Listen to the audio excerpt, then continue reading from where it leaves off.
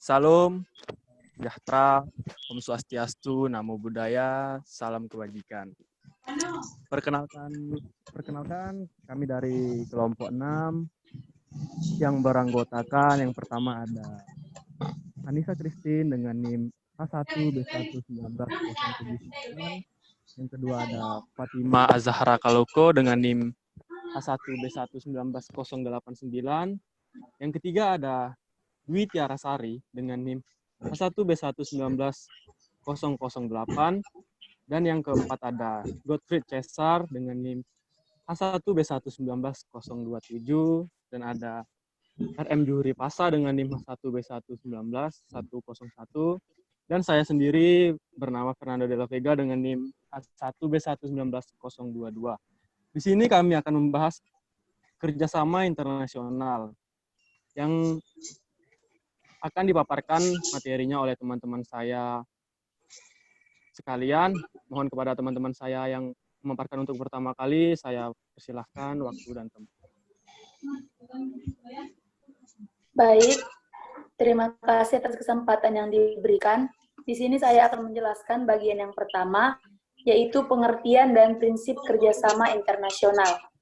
Kerjasama internasional yaitu hubungan yang dilakukan antara satu negara dengan negara lainnya, dengan memiliki tujuan bersama dan saling menguntungkan, baik dalam bidang sosial, bidang politik, bidang kebudayaan, bidang pertahanan, keamanan, dan bidang ekonomi.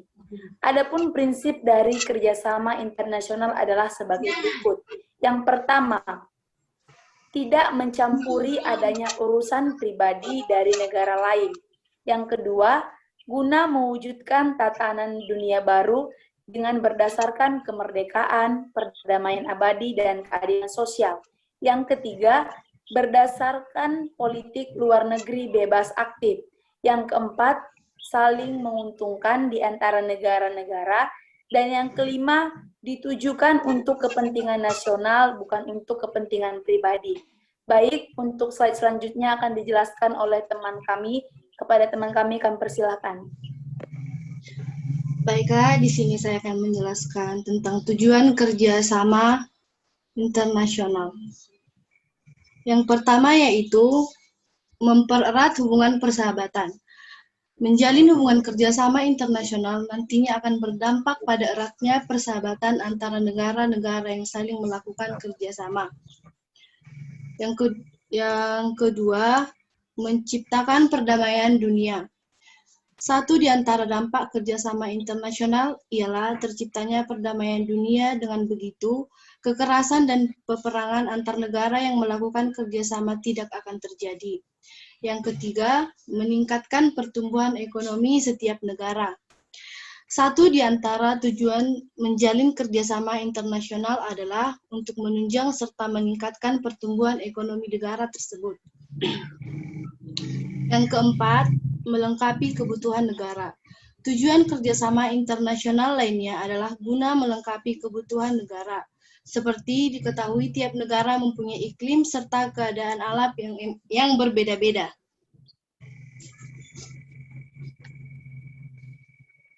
Baiklah, selanjutnya akan dijelaskan oleh rekan saya. Oke, terima kasih Saudari Anissa atas pemaparannya. Saya akan menjelaskan manfaat kerjasama internasional. Ya, tidak dipungkiri bahwa jika suatu negara membutuhkan negara lain untuk memenuhi kebutuhannya di dalam negerinya, perbedaan kondisi geografis dan sumber daya manusia membuat setiap negara harus saling bergantung satu sama lain. Ya, salah satunya manfaatnya di bidang ideologi. Di bidang ideologi memunculkan rasa saling menghormati meski tetap memiliki perbedaan pada bagian landasan atau falsafahnya. Ya, contohnya di bidang ideologi ialah dapat membentengi diri dari ideologi negara lain yang bersifat negatif. Terus juga dapat menumbuhkan semangat menjaga ideologi negara serta juga dapat mengembangkan ideologi yang kita miliki sehingga ada yang mengadopsi nilai-nilai luhur di ideologi kita. Ya, Di sini saya menyimpulkan juga kita harus menjaga dan mempertahankan ideologi kita sendiri, jangan sampai diambil bahkan diakui secara sepihak oleh negara lain, dan yang mengerikan jika negara itu lain ikut campur dalam pelaksanaan ideologi kita. Kita patut bangga dan bersyukur bahwa ideologi kita terbuka dan setiap orang memiliki kedudukan yang sama di muka hukum dan kedudukan di muka dalam lingkup negara. Yang kedua, bidang politik. Di bidang politik, dalam bidang politik, kerjasama internasional akan membuat negara bersama-sama saling berorientasi pada kepentingan nasional lainnya masing-masing.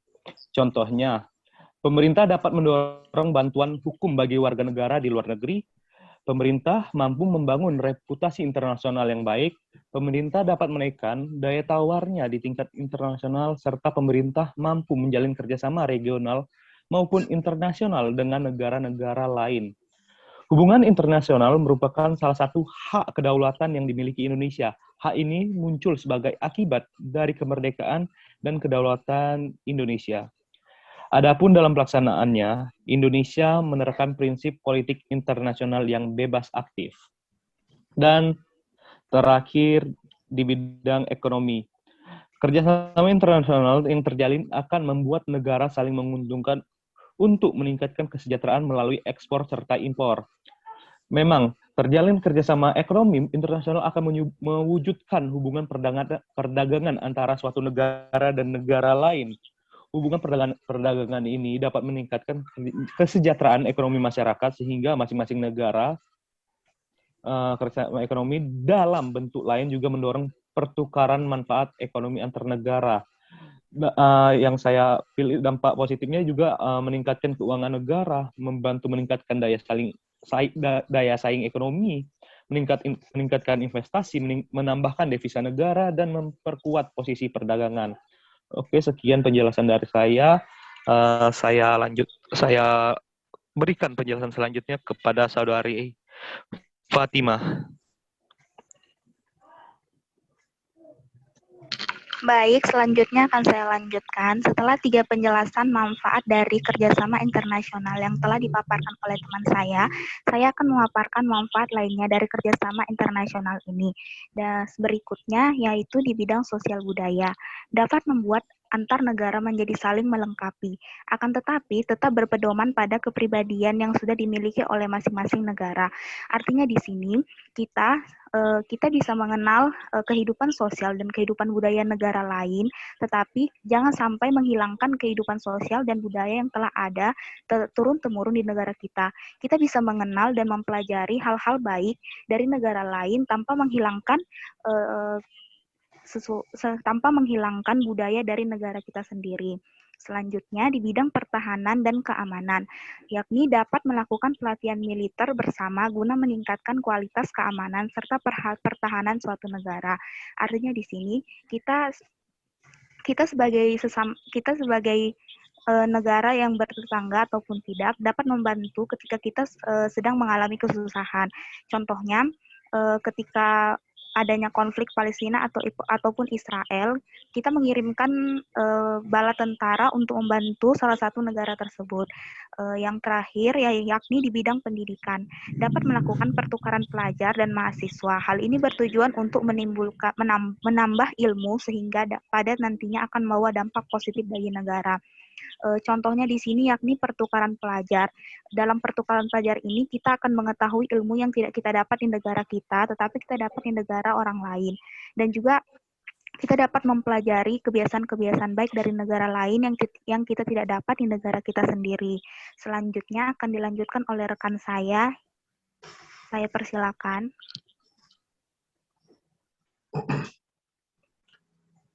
Terima kasih Fatimah Kaloko. Saya akan melanjutkan penjelasan mengenai kerjasama internasional ini. Ada bentuk-bentuk kerjasama internasional. Yang pertama adalah kerjasama bilateral. Kerjasama bilateral adalah kerjasama antar dua negara karena saling mendapat keuntungan untuk memiliki hubungan yang baik. Contohnya kerjasama Indonesia dengan Arab Saudi terkait ibadah haji. Baru ada juga kerjasama regional.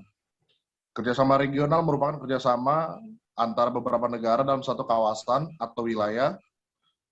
Kerjasama ini dilakukan karena adanya satu kepentingan bersama di bidang ekonomi, politik, pendidikan, dan pertahanan. Contohnya adalah kita Indonesia mengikuti ASEAN atau Organisasi Kawasan Asia Tenggara. Ini bisa dikatakan regional karena masih dalam satu regional Asia Tenggara.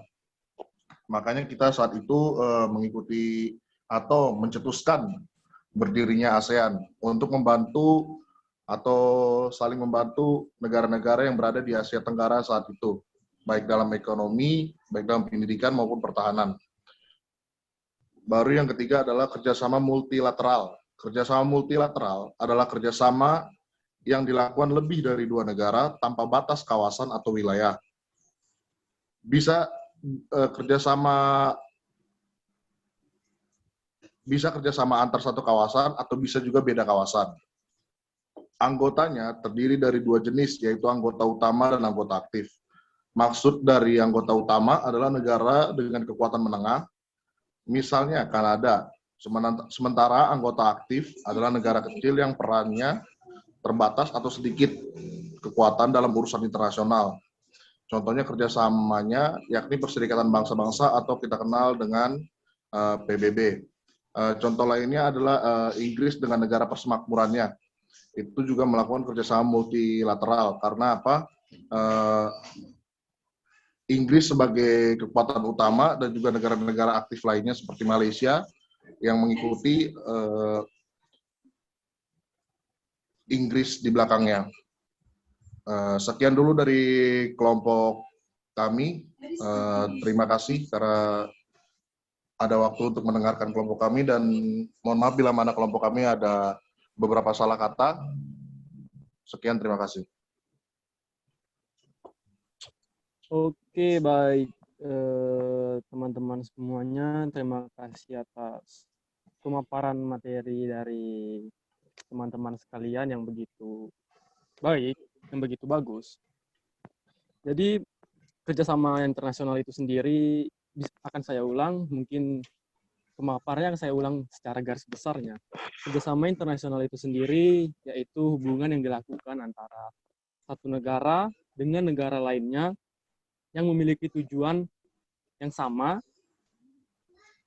dan saling menguntungkan, baik dalam bidang sosial, bidang politik, kebudayaan, pertahanan, keamanan, serta ekonomi. Terus, kerjasama internasional ini memiliki prinsip, yaitu prinsip luar negeri bebas aktif, dan memiliki tujuan yang pertama meningkatkan pertumbuhan ekonomi, menciptakan perdamaian dunia.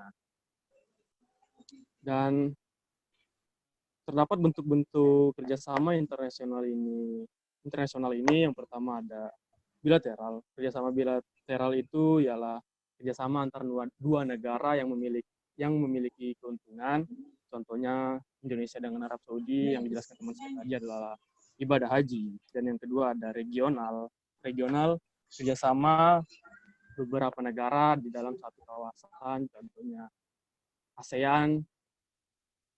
Yang ketiga ada multilateral. Multilateral ini kerjasama lebih dari dua negara tanpa batas kawasan.